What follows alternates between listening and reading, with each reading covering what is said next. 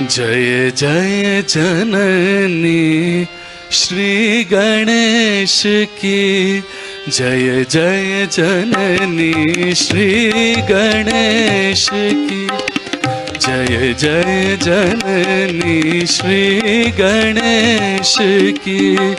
प्रतिमा परमेश्वर परेश की, प्रतिमा परमेश्वर परेश की। जय जय जननी श्री गणेश की, जय जय जननी।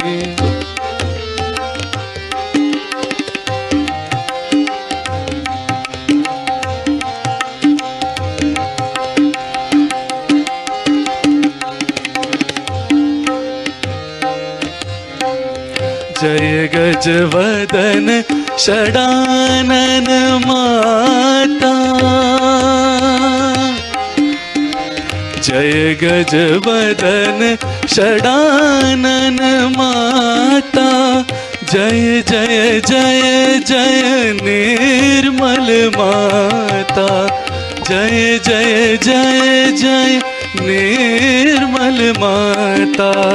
ध्यान दान की सुंदर प्रतिमा, ध्यान दान की सुंदर प्रतिमा। बनी वाहिनी शुभ संदेश की, बनी वाहिनी शुभ संदेश की। जय जय जननी श्री गणेश की।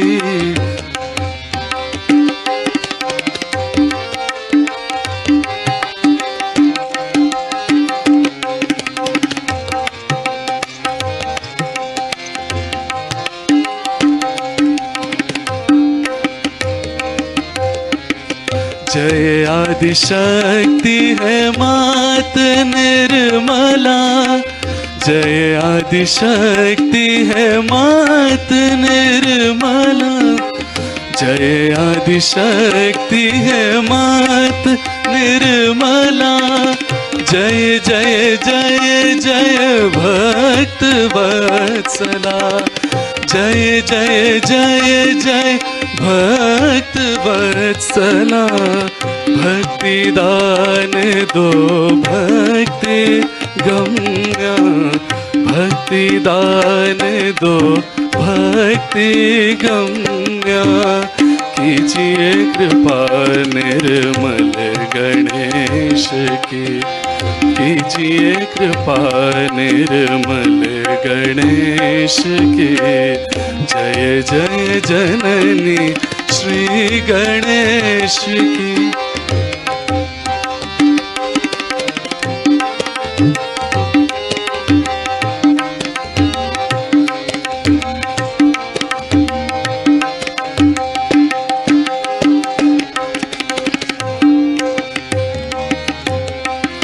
हे जगदम्बे मात भवानी, भवानी भवानी।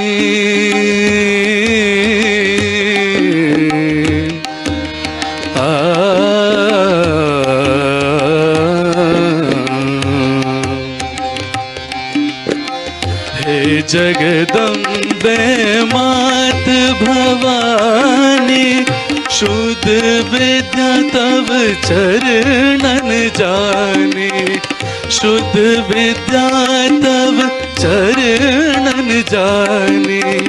मोक्ष दान दे मोक्ष प्रदायिनी, मोक्ष दान दे मोक्ष प्रदायिनी।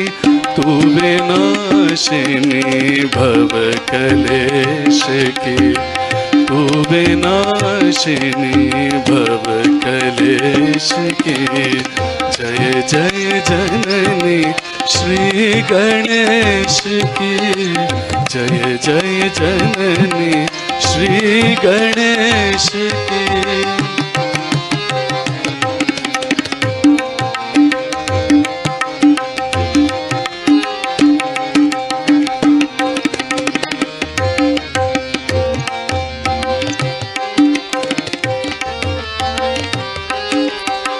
सविनय विनती सुनिए हमारी। आ, आ, आ, आ,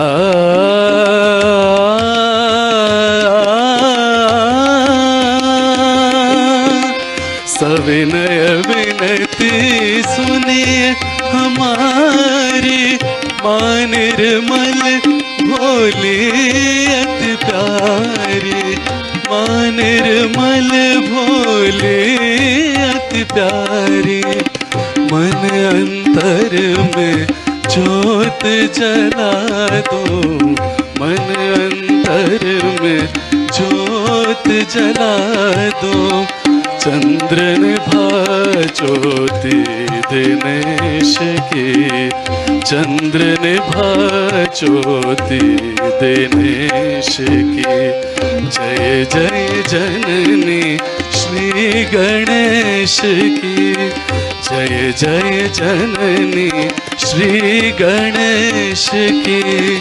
प्रतिमा परमेश्वर परेश की, प्रतिमा परमेश्वर परेश की। जय जय जननी श्री गणेश की, जय जय जननी, जय जय जननी, जय जय जननी श्री गणेश की।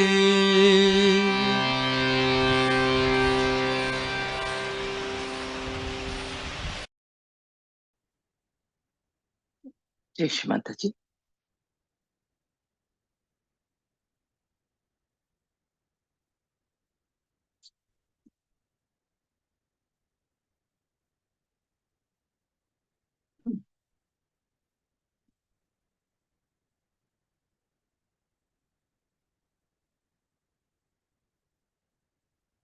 सभी का स्वागत है इस आनंद की यात्रा में।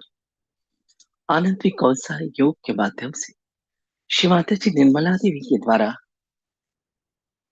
प्रदत्त एक योग की बहुत सहज और सरल पद्धति, जिसे हर व्यक्ति कर सकता है, जिसे करने के लिए कोई विशेष उपक्रम की जरूरत नहीं है। कोई भी जाति, कोई भी वर्ग, कोई भी धर्म कोई भी व्यक्ति इस योग को कर सकता है।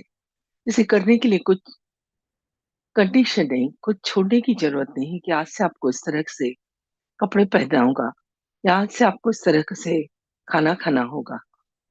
जैसे है वैसे ही जीवन को और सुंदर ढंग से चलाने की कला है सहज योग।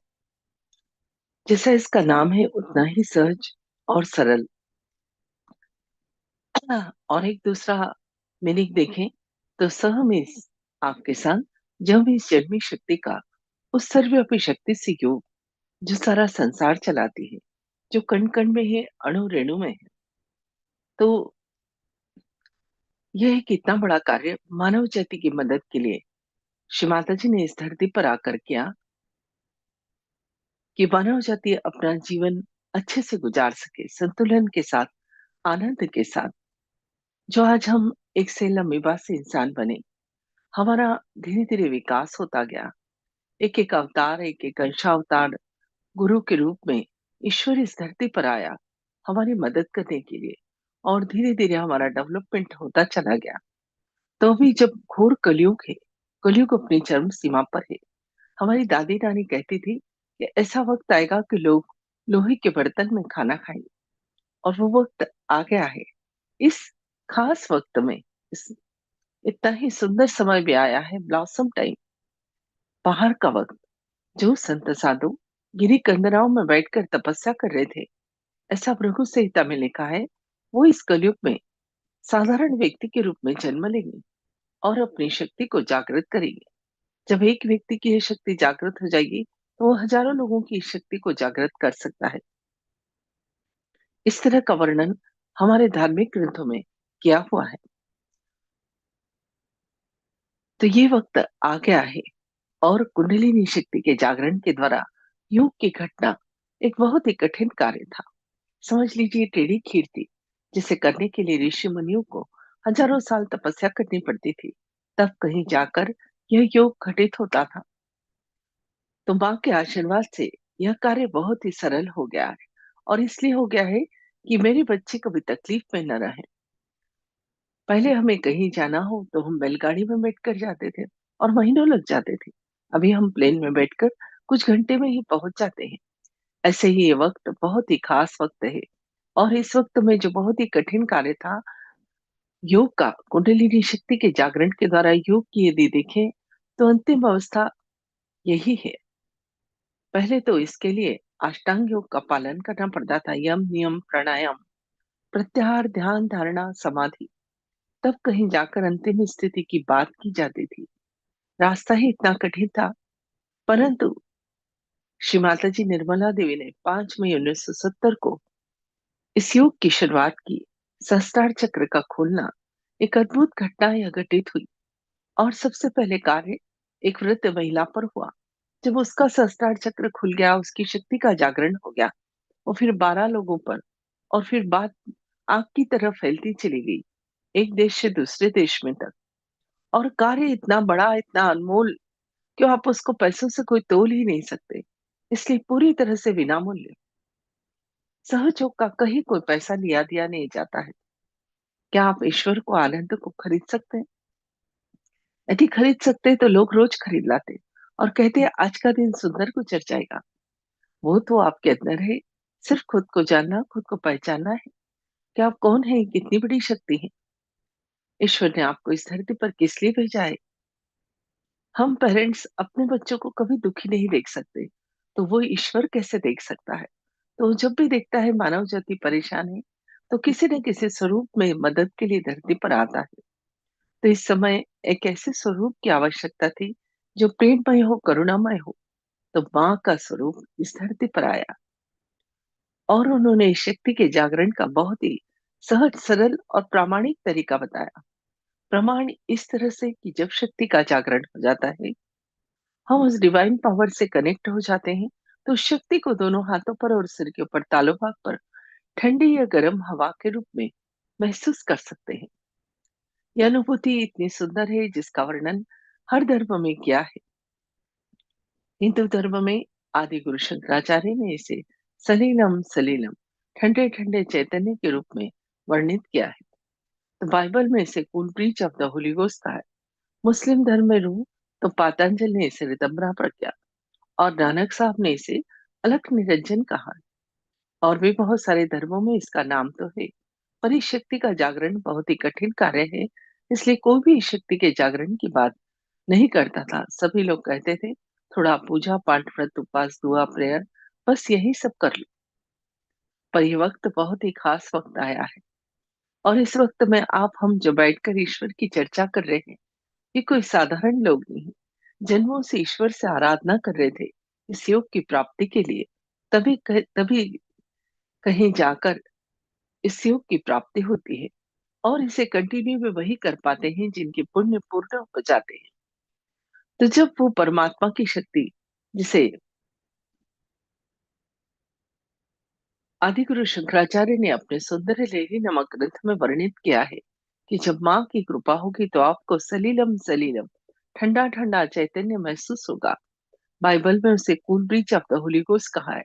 तो मुस्लिम धर्म में उसे रूह, और पातंजल ने उसे रितंबरा प्रज्ञा, नानक साहब ने अलख निरंजन, और भी बहुत सारे धर्मों में इसका वर्णन तो है शक्ति का, पर इसको जागृत करना बहुत ही कठिन काम था, इसलिए कोई भी जागृति की बात नहीं करता था। फिर जब हम इस वाइब्रेशन या चैतन्य को महसूस करने लगते हैं, उस परमात्मा की शक्ति को, उसके निराकार स्वरूप को, तो हम उसको अपने जीवन में बहुत सारी जगह काम में ले सकते हैं।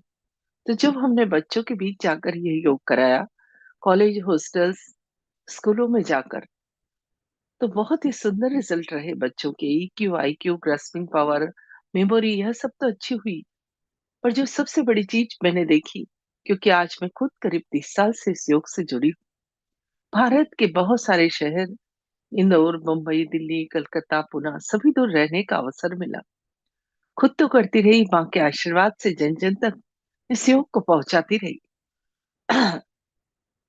तो जब बच्चों के बीच जाके इस योग को कराया, तो जो चीज बच्चों में खास देखी वह थी संस्कार। इन संस्कारों को आप खरीद नहीं सकते। ये संस्कार तो हम दे भी नहीं पाते हैं बच्चों को, परंतु जब शक्ति का जागरण होता है, तो वो बच्चों के अंदर विजडम आने से वो बच्चे समझते हैं कि क्या अच्छा क्या बुरा। गलत रास्ते वो बच्चे कभी नहीं जाते, गलत काम कभी नहीं करते, गलत शब्दों का इस्तेमाल नहीं करते, उनकी संगत खराब नहीं होती, उनके अंदर कोई बुरी आदत नहीं होती। और यहाँ तक देखा मैंने, वो बच्चे बड़ों का बिल्कुल इस तरह से आदर करते हैं जैसे बड़े उनके लिए भगवान हो। इस तरह से बच्चों के व्यक्तित्व का निर्माण होता है। बहुत ही सुंदर। जब ये योग हमने गांव में किसानों को कराया, उन्होंने सहज कृषि की मतलब बीजों को बोने के पहले श्री माता जी के समक्ष रखे, जल रखा, वो चैतन्य जल और बीज खेतों में डाला, तो किसानों का कहना था फसल इतनी अच्छी आई कि सालों का कर्जा खत्म हो गया। उस फसल को कीड़ा नहीं लगता है, वो फसल की एक विशेष खुशबू होती है। जब डॉक्टर्स ने इसका प्रयोग किया अपने पेशेंट पर, तो ऐसी साइकोसोमेटिक डिसीज जिनका कि इलाज ही नहीं हो पा रहा था, वो पेशेंट की रिकवरी जल्दी होने लगी। उन्हें ध्यान भी कराया और दवाई भी दी। इसी तरह से गायकों ने अपने ढंग से, तो साइंटिस्ट ने अपने ढंग से, सबने अपने अपने क्षेत्र में इस वाइब्रेशंस या चैतन्य या परमात्मा की शक्ति का प्रयोग कर उसके बहुत ही सुंदर रिजल्ट देखे।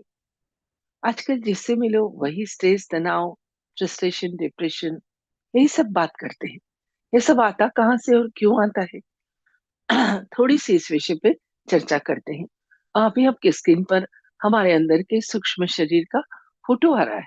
बाहर से भले हम लोग दिखने में अलग अलग हैं, पर अंदर से हम सबका शरीर एक जैसा होता है। जब बच्चा माँ के गर्भ में 3 माह का होता है, तो वो परमात्मा की शक्ति तालु भाग से प्रवेश करती है और शरीर में 3 नाड़ी और 7 चक्र बनाती है। बची हुई शक्ति जहाँ रीढ़ की हड्डी खत्म होती है, वहां एक पवित्र अस्थि होती है, वहां 3.5 कुंडल बनाकर बैठ जाती है। यह शक्ति कुंडल बनाकर बैठी रहती है, इसलिए इसको कुंडलिनी शक्ति या प्योर एनर्जी कहते हैं। ध्यान में अभी हम इस शक्ति को ही जागृत करेंगे। जब इस मां को जागृत करते हैं, तो ये 3 नाड़ी और 7 चक्र से बना हमारा शरीर संतुलित हो जाता है। अब इसमें संतुलन क्या होता है, थोड़ी सी इस विषय पे चर्चा करते हैं। तो ये जो लेफ्ट साइड की नाड़ी है, इड़ा नाड़ी, इसे चंद्र नाड़ी या लेफ्ट सिंपैथेटिक नर्वस सिस्टम कहते हैं। जब मन में बहुत ज्यादा पुराने विचार चलते हैं, उन्हीं में खोए रहते हैं, भूल ही नहीं पाते, उदास रहते हैं, खुद को कोसते हैं, तो ये चंद्र नाड़ी और ठंडी हो जाती है। और जब ये ठंडक हमारे अंदर आती है, तो ऐसे लोगों को low blood pressure, depression, paralysis, इस तरह की प्रॉब्लम होती है। और बच्चे जब पढ़ाई करने बैठते हैं, तो उन्हें नींद आ जाती है। पर जब ध्यान करते हैं, तो इसमें संतुलन आने से इस तरह की प्रॉब्लम से छुटकारा मिलता है। दूसरी नाड़ी, ये राइट साइड की नाड़ी है, पिंगला नाड़ी, जिसे सूर्य नाड़ी या साइंस में राइट सिंपैथेटिक नर्वस सिस्टम कहते हैं। साइंस ने तो यह सब कुछ नाम अब दिए। हमारा अध्यात्म तो इतना गहन है कि उसमें सभी कुछ पहले से ही वर्णित है। हम क्योंकि उसे पढ़ते नहीं है, हम तो सबसे धनी लोग हैं, भारतीय लोग। हमारे पास इतनी बड़ी अध्यात्म की संपदा है, पर हम उसे इसलिए नहीं पढ़ते कि कठिन लगता है। श्री माता जी ने वही चीजों को अपने बच्चों के लिए अपने प्रेम और करुणा से बहुत सरल ढंग से पेश किया है, जिसे कोई भी कर सकता है, चाहे किसी भी जाति, धर्म, पढ़ा लिखा, बिना पढ़ा लिखा।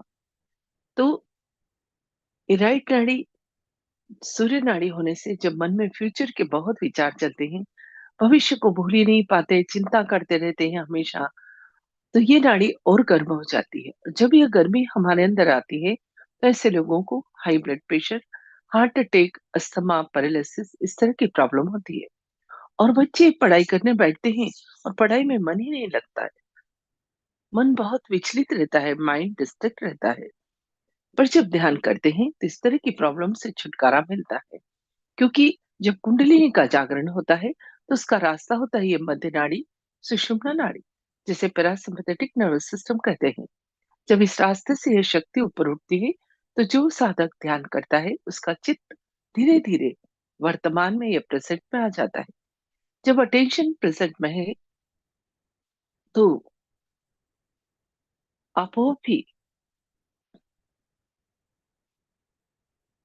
आपकी बीमारियां तो चली जाती है, क्योंकि बीमारियों के पीछे आधे से ज्यादा कारण आपका अशांत रहना है, मन विचलित रहना है। और जब माइंड प्रेजेंट में होता है, तो आप अपने कार्य पे फोकस भी कर पाते हैं। कार्य पे फोकस कर पाने से आपके हाथ में सफलता हमेशा रहती है। और बच्चे जब मेडिटेशन करते हैं, तो सफलता तो उनके साथ हमेशा चलती है। हमारी आर्थिक, सामाजिक, भौतिक, स्वास्थ्य संबंधी सभी तरह की दशाओं में सुधार होता है, क्योंकि जब इस शक्ति का जागरण होता है, तो हमारे अंदर कॉस्मिक चेंजेस आते हैं। साथ ही हमारे अंदर से पॉजिटिव एनर्जी निकलती है।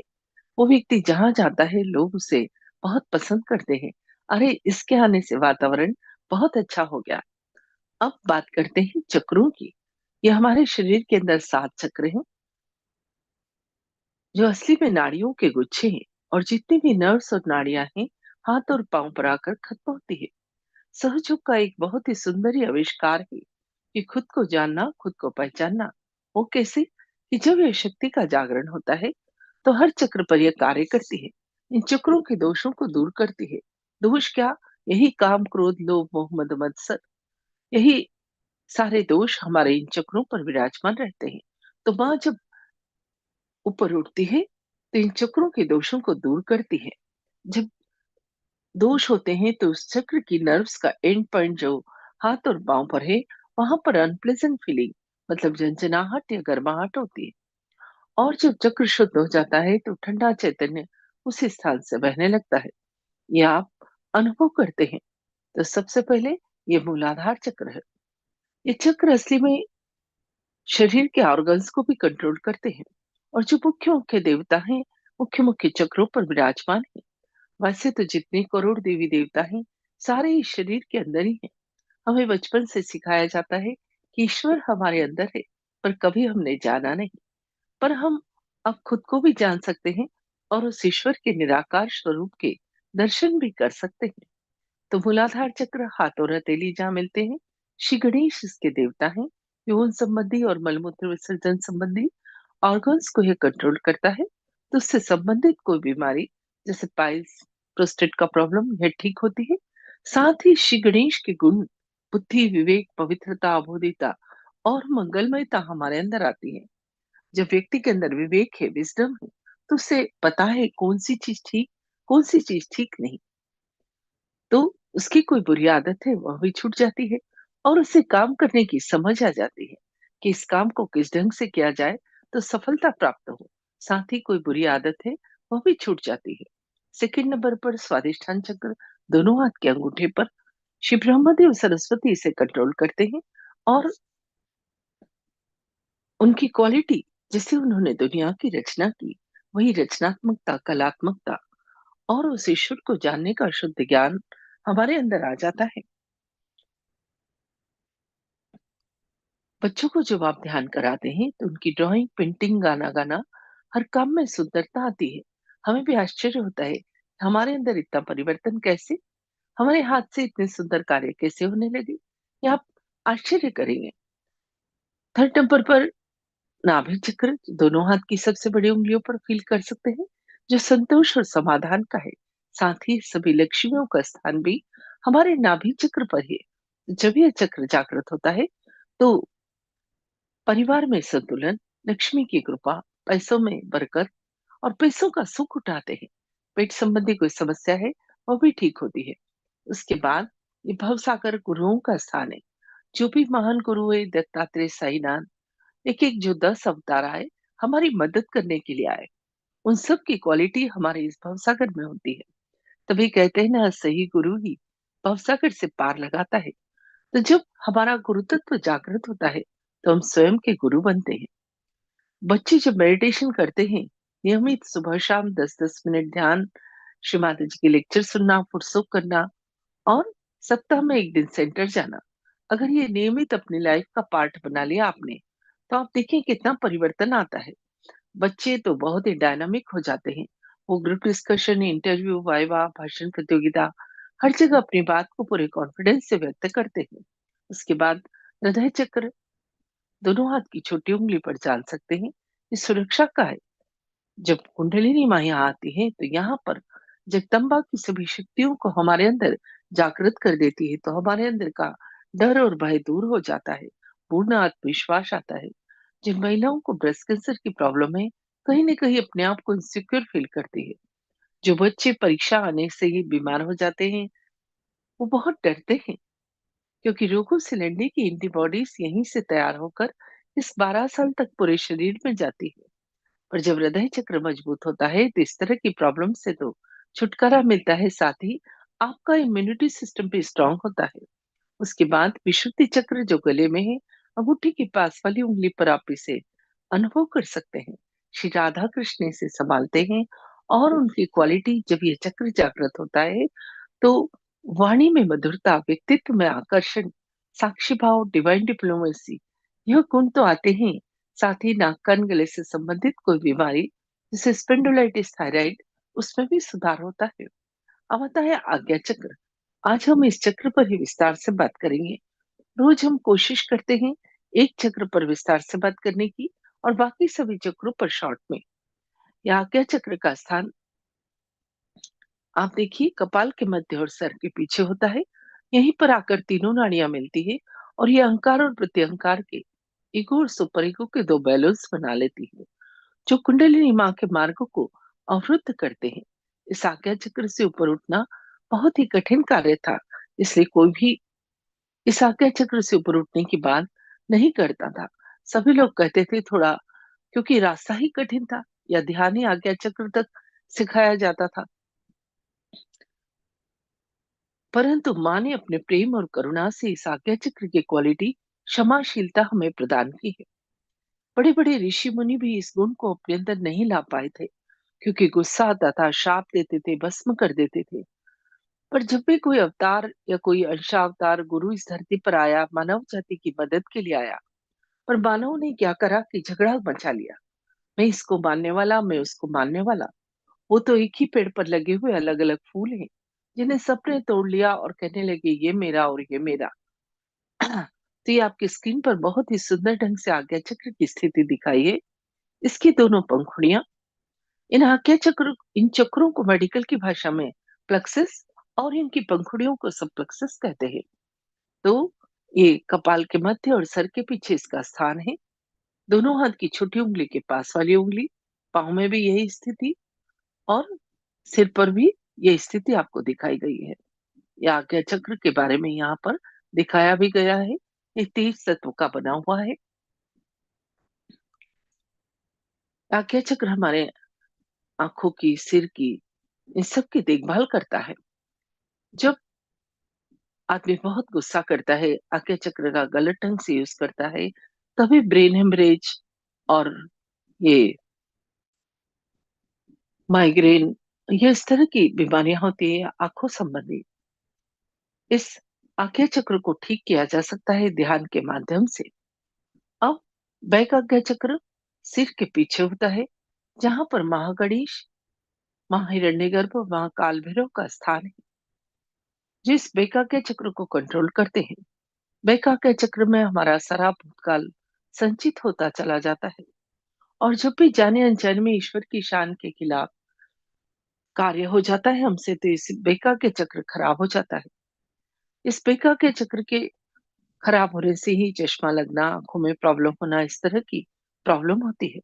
इसे ठीक करने के लिए हम लेफ्ट हैंड श्री माता जी की तरफ, राइट हैंड को सिर के पीछे रखकर, थोड़ी गर्दन पीछे झुकाकर जाने अनजाने में हुई गलतियों के लिए क्षमा मांगते हैं। अब आपकी हर प्रार्थना पहुंचती है, क्योंकि आपका कनेक्शन हो जाता है। अब हर प्रार्थनाओं का महत्व होता है, पर प्रार्थनाएं पूर्ण हृदय से होना। अब यही हाथ धरती मां पर रखकर भी हम लेफ्ट के सभी चक्रों को ठीक कर सकते हैं। साथ ही लेफ्ट के सभी चक्र इड़ा नाड़ी पर होते हैं, जो चंद्र नाड़ी है उसके ठंडे होने से ही खराबी आती है। तो हम कैंडलिंग भी कर सकते हैं, और एक कैंडल को जलाकर भी हम अपने घुटने के पास रखकर, उस पे अपना हाथ रखकर, सीधा हाथ धरती मां पर रखकर कैंडलिंग करके इस पेका के चक्र को ठीक कर सकते हैं। परंतु कैंडलिंग कैसे करना, फुटसुक कैसे करना, बंधन कैसे लेना, शिव माता जी की फोटो की स्थापना कैसे करना, किसी को वाइब्रेशन या ब्लेसिंग कैसे देना, यह सब चीजें हमने यूट्यूब चैनल पर ट्यूटोरियल वीडियोस में डाल रखी है। सहयोग का कार्य पूरा देखकर समझकर करें, क्योंकि ये अंधविश्वास नहीं है कि आप करते चले जाएं। पूरा समझकर करना है। ऐसा नहीं है आप कैंडलिंग करें तो अपने कपड़ों को जला लें। समझ कर करिएगा पूरी तरह से। तो कैंडलिंग करने से आपके लेफ्ट के सभी चक्रों के दोष धीरे धीरे दूर हो जाते हैं। अब आते हैं फ्रंट आज्ञा चक्र। उसका स्थान कपाल के मध्य होता है। यहाँ पर महावीर बुद्ध और महाविष्णु का स्थान है। इसे ठीक करने के लिए हम लेफ्ट हैंड शिव माता जी की तरफ, राइट हैंड को कपाल पर रखकर थोड़ा सर झुकाते हैं और प्रार्थना करते हैं, शिव माता जी कृपा करके मुझे क्षमा की शक्ति प्रदान करो। और सबको क्षमा करते हैं, खुद को भी क्षमा करते हैं। जब हम क्षमा करते हैं तभी ये जो लेफ्ट हैंड राइट में और राइट हैंड लेफ्ट में जाके ये दो बैलेंस बन गए हैं, ये येलो और ब्लू कलर के पिचक जाते हैं और कुंडलिनी मां इस आज्ञा चक्र को से ऊपर उठकर सहस्त्रार चक्र पर पहुंच जाती है। इस आज्ञा चक्र को खुलना बहुत ही कठिन काम था। कोई भी इस आज्ञा चक्र से ऊपर के ध्यान की बात इसीलिए नहीं करता आया। यहाँ पर महावीर बुद्ध सभी ने क्षमा की शक्ति सिखाई, जो हमारे अंदर लाना बहुत ही कठिन काम था, पर माँ ने उस चीज को हमें प्रदान किया है। आज हमने इस आज्ञा चक्र के विषय में जाना। अब इस आज्ञा चक्र को ठीक करने का एक तरीका और है कि हम एक कैंडल जलाएं, उसको कटोरी या पॉट में रखें और उसकी ब्लू फ्लेम में से श्री माता जी की बिंदी को देखें। 5 मिनट से ज्यादा कुछ नहीं करना है। अगर आप ऐसा करते हैं तो भी आज्ञा चक्र के दोष धीरे धीरे दूर हो जाते हैं। इसके बाद आता है सहस्त्रार चक्र। उसका स्थान सिर के ऊपर तालू पर लिम्बिक एरिया में होता है। वहां पर एक ब्रह्मरंध्र होता है। कुंडलिनी शक्ति आज्ञा चक्र से ऊपर उठकर सहस्त्रार चक्र पर जाकर इस ब्रह्मरंध्र को खोलकर उस परमात्मा की शक्ति से हमारा योग करा देती है। और जब योग घटित हो जाता है तो शक्ति को दोनों हाथों पर और सिर के ऊपर तालु भाग पर ठंडी या गर्म हवा के रूप में हम महसूस कर पाते हैं, जो अभी इसी वक्त आप अनुभव करेंगे। तो उसके पहले शक्ति के जागरण के हम अपने इस अंदर के सूक्ष्म शरीर या सटल सिस्टम को शुद्ध करेंगे, जिन 5 तत्वों से बने हैं: जल, आकाश, अग्नि, पृथ्वी और वायु। इन्हीं 5 तत्वों की मदद से पहले इस सूक्ष्म शरीर को शुद्ध करके फिर हम शक्ति का जागरण करेंगे। तो कैसे करना है पहले सीख लीजिए, मेरे साथ साथ करते चलिए। ध्यान शुरू करने के पहले एक दिया जरूर जलाएं, क्योंकि एक तत्व अग्नि भी है। अब अपना सीधा हाथ धरती मां पर, राइट हैंड हाथ फिर से घुटने पर। अब अपना लेफ्ट हैंड कोहनी से मुड़कर आकाश की तरफ, फिर दोनों हाथ धरती मां पर। जो नीचे नहीं बैठ सकते हैं, हाथों को साइड में छोड़ दें। अब अपना सीधा हाथ हार्ट पर, राइट हैंड को हार्ट पर रखें। अब यही हाथ अपने कपाल पर, अब यही हाथ अपने सर के पीछे और यही हाथ सिर के ऊपर तालू पर। थोड़ा सा देख लीजिए। हथेली की चमड़ी से सिर की चमड़ी को 7 बार घुमाएंगे, जैसे घड़ी का काटा घूमता है। और वहीं पर हाथ ऊंचा करके उस शक्ति को फील करेंगे, थोड़ा आगे पीछे करके, थोड़ा दाएं बाएं करके और तालू से ऊपर नीचे कर कर। फिर दूसरे हाथ से भी चेक करेंगे और दोनों हाथ आकाश की तरफ, गर्दन पीछे, और एक प्रश्न पूछेंगे। सहयोग उतना ही सरल है जैसा इसका नाम है। कुछ विशेष करने की जरूरत नहीं है। तो अभी आपकी स्क्रीन पर श्री माता जी का फोटो आ रहा है। वो फोटो बहुत खास है, कहीं बाजार में बिक्री नहीं होता। इस फोटो से निकलने वाली चैतन्य की किरणें ही हमारी कुंडलिनी शक्ति के जागरण में हमारी मदद करती हैं। तो दोनों हाथ थोड़े से हृदय तक लाए, ऊपर उठाकर श्री माता जी की तरफ देखिए और पूर्ण हृदय से प्रार्थना करें, माँ कृपा करके मुझे आत्म साक्षात्कार दो।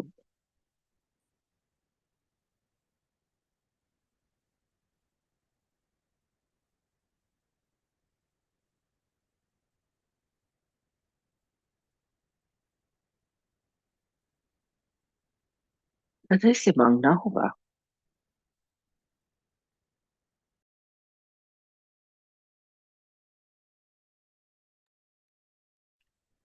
क्योंकि कुंडलिनी शक्ति आपकी अपनी व्यक्तिगत माँ है और जन्मों जन्मों से आपके साथ है। उसे सब पता है आप क्या चाहते हैं। यदि मन में कोई शंका है, संदेह है, तो इस शक्ति का जागरण नहीं होगा।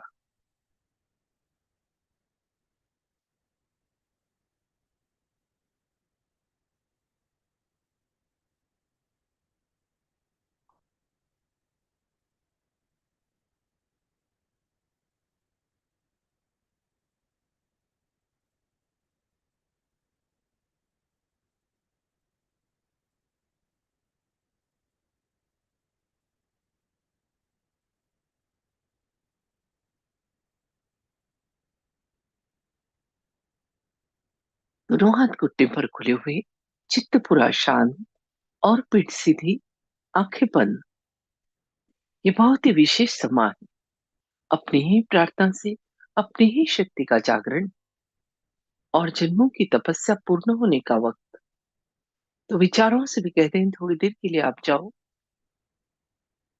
पूरी तैयारी के साथ बैठे, तन और मन दोनों की।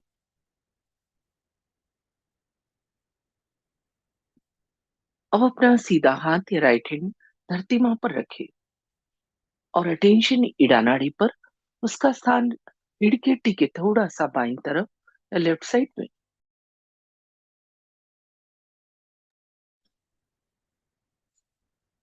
यहाँ पर प्रार्थना करें, माँ कृपा करके मेरी इड़ा नाड़ी के सभी दोष, विकार, जन्मों जन्मों से आई खराबियां, कुसंस्कार, आलस्य, इन सभी को आप सीधे हाथ के द्वारा धरती माँ में समा दो।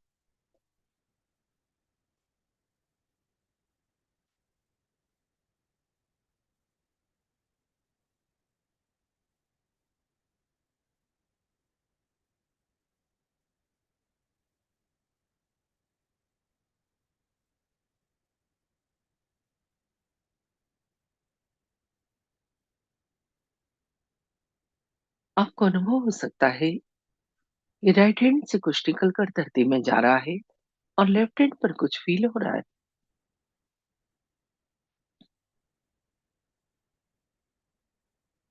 बहुत ही सूक्ष्म घटना है, ध्यान से अनुभव कीजिए।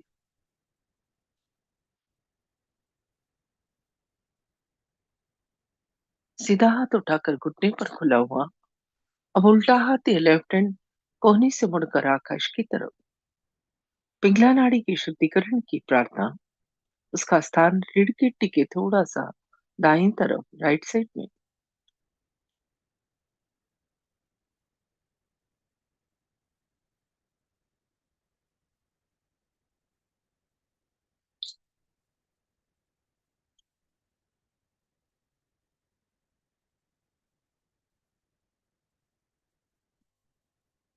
प्रार्थना करेंगे, माँ हमारी पिंगला नाड़ी के सभी दोष, विकार, भविष्य की चिंताएं, अतिरिक्त गर्मी,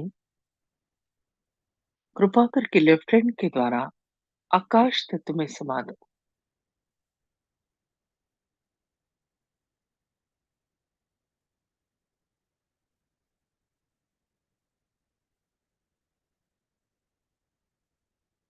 हाथ धीरे धीरे वापस घुटने पर। अभी दोनों हाथ धरती माँ पर। धरती माँ को प्रणाम करेंगे और प्रार्थना करेंगे, अभी भी मेरी दोनों नाड़ियों में यदि कोई दोष बाकी है तो माँ कृपा करके अपने अंदर शोषित कर लो।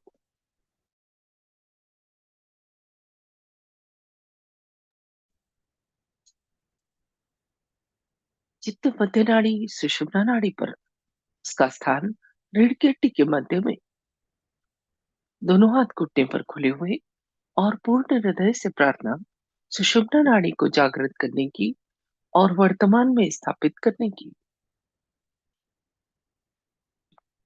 अब अपना सीधा हाथ या राइट हैंड अपने हृदय पर, आत्मा के स्थान पर थोड़ा दबाओ और चित्त पूरा हाथ के नीचे।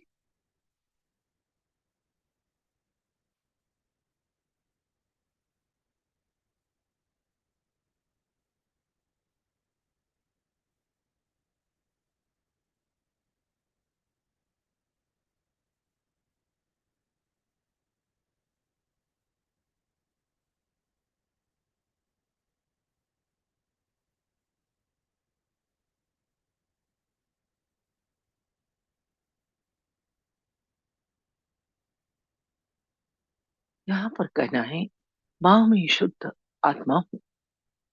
मैं ये शरीर, मन, बुद्धि, अहंकार कुछ भी नहीं। मैं सिर्फ आत्मा हूँ। और जब मैं आत्मा हूँ, तो मैं निर्दोष भी हूँ, क्योंकि आत्मा में कोई खराबी नहीं होती।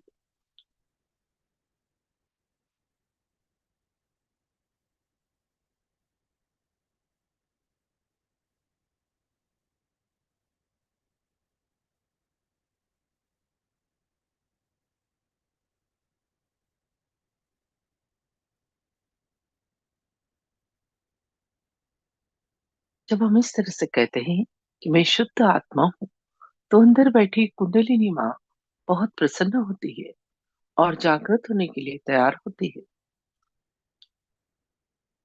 अब इसी हाथ को उठाकर अपने कपाल पर रखें, जहाँ बिंदी लगाते हैं। थोड़ा दबाओ और थोड़ा सर झुकाए। यहाँ पर कहें, माँ आज मैंने सबको क्षमा किया और अपने आप को भी क्षमा किया।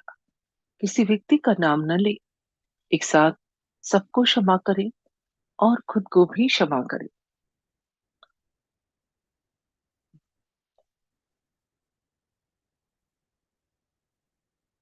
अब इसी हाथ को सर के पीछे रखें और गर्दन थोड़ी सी पीछे झुकाएं।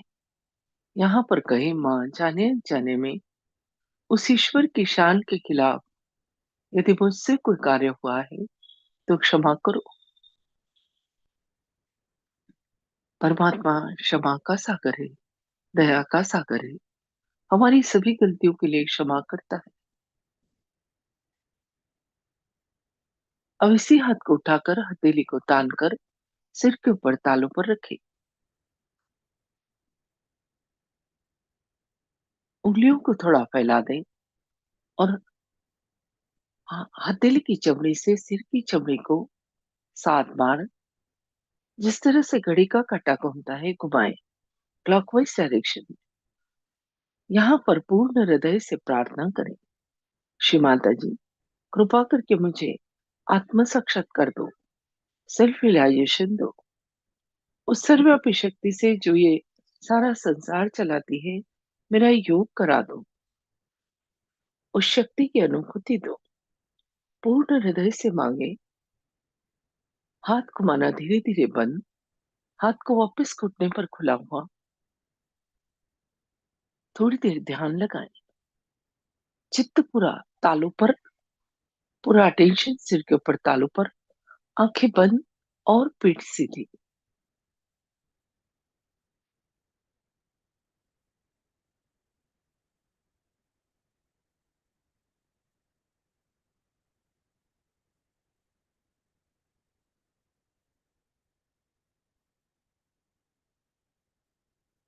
विचारों को सिर्फ देखें और माफ कर दें। धीरे धीरे दो विचारों में अंतर पड़ जाएगा और उस अंतर के क्षण में ही हमारा योग घटित होगा।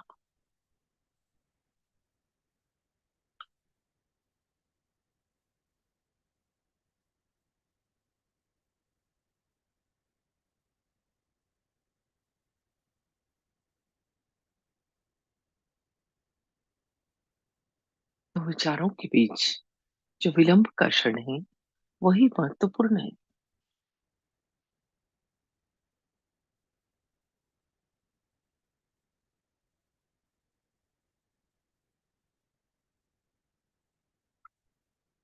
आंखें बंद ही रखें और अपना अटेंशन दोनों हाथ की हथेली और उंगलियों के टिप्स पर लाएं। खाली अनुभव करना है, क्या महसूस हो रहा है। हाथों में ठंडा या फिर गर्म, उंगलियों के टिप्स पर कुछ झंझनाहट, हथेली में कुछ गोल घूमता हुआ, या हाथ भारी हो गए हों, ऐसा कुछ भी दोनों हाथ में या एक हाथ में महसूस होगा।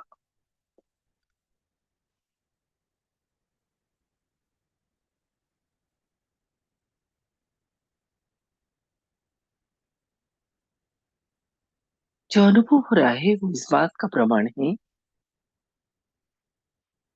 शक्ति का जागरण हो गया और उस ईश्वर की निराकार शक्ति हमारे दोनों हाथों पर और सिर के ऊपर तालु भाग पर ठंडी या गर्म हवा के रूप में महसूस होने लगी है।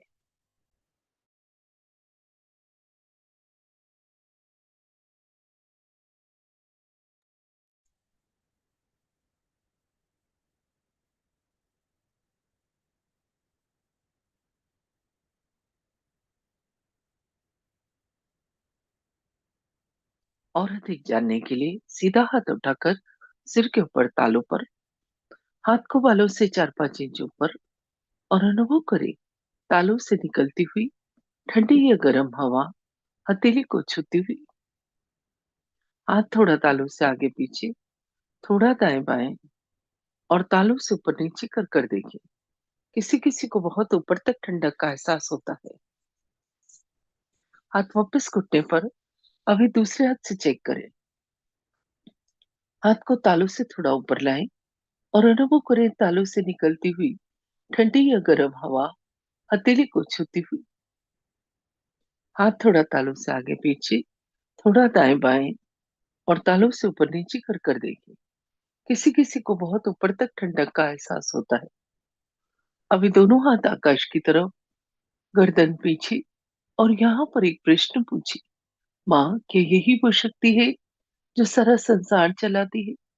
क्या यही परमात्मा के प्रेम की शक्ति है? क्या यही डिवाइन पावर है? उत्तर में आपके हाथों पर और स्पष्ट अनुभव होगा। जो अनुभव पूरा था और बढ़ जाएगा।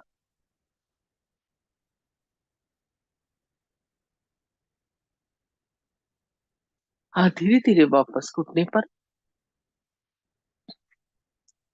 कुछ देर शांत बैठे, अपने अंदर देखिए इस समय की स्थिति को। क्या मन शांत है, प्रसन्न है, विचार कम है? यदि इसका उत्तर हाँ है तो दोनों हाथ जोड़ लें। अंदर बैठी कुंडलिनी माँ और श्री माता जी को धन्यवाद स्वरूप प्रणाम करें। धीरे धीरे आंखें खोले और अपने हाथ भी खोले। जिन्होंने भी आज पहली बार अटेंड किया या कुछ ही दिनों से आ रहे हैं, सभी से मेरी रिक्वेस्ट है, लगातार इस सेशन को तब तक अटेंड करें जब तक चक्रों नाड़ियों का ज्ञान और चैतन्य की अनुभूति नहीं हो जाती। उसके बाद आप हमारे गहन ध्यान का सेशन अटेंड कर सकते हैं। जय श्री माता जी। इन सेशंस के बारे में अभी आपको जानकारी दी जाएगी। जय श्री माता जी सभी को। जो भी साधक आज पहली बार जुड़े हैं, आपसे विनती है कि कुछ दिन इस सेशन को आप ज़रूर देखें। धीरे धीरे सभी चक्रों और नाड़ियों की जानकारी आपको मिलेगी और इसी के साथ आपकी अनुभूति भी बढ़ेगी। नए साधकों के लिए आत्म साक्षात्कार के कार्यक्रम रोज़ दिन में 3 बार इसी यूट्यूब चैनल पर लाइव रहते हैं। पहला कार्यक्रम सुबह 8 बजे, दूसरा दोपहर 4:15 और तीसरा रात 7:45 बजे। अपनी सुविधा अनुसार आप कोई सा भी कार्यक्रम अटेंड कर सकते हैं। सुबह 8 बजे और दोपहर 4:15 बजे के कार्यक्रम के बाद, ध्यान के बाद, आप अपने प्रश्न भी हमसे यूट्यूब पर लाइव चैट में पूछ सकते हैं या जूम मीटिंग ज्वाइन करके डायरेक्ट बात भी कर सकते हैं। आप चैनल सब्सक्राइब कर लेंगे तो रोज़ होने वाले कार्यक्रम की लिंक आपको ईजिली मिलती रहेगी।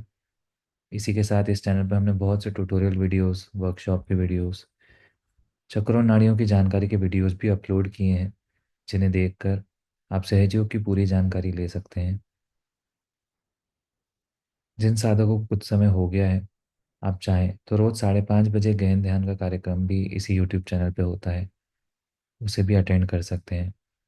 सभी साधकों से विनती है, सुबह शाम 5 से 10 मिनट ध्यान ज़रूर करें। रोज़ फुट सोकिंग करें, श्री माता जी के प्रवचन सुने, और सप्ताह में कम से कम एक बार सामूहिक ध्यान के लिए आप अपने अपने शहर या गांव के सेंटर पर ज़रूर जाएं। सेंटर कहाँ और कितने बजे लगता है, इसकी जानकारी आप ऑनलाइन देख सकते हैं या हमसे भी पूछ सकते हैं।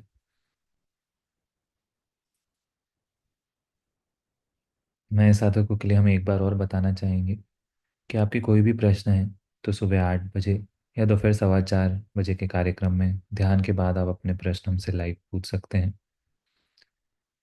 सभी को जय श्री माता जी। आज का कार्यक्रम अब हम यहीं समाप्त करते हैं। आज के ध्यान और आनंद के लिए श्री माता जी को कोटि कोटि धन्यवाद, कोटि कोटि प्रणाम। जय श्री माता जी।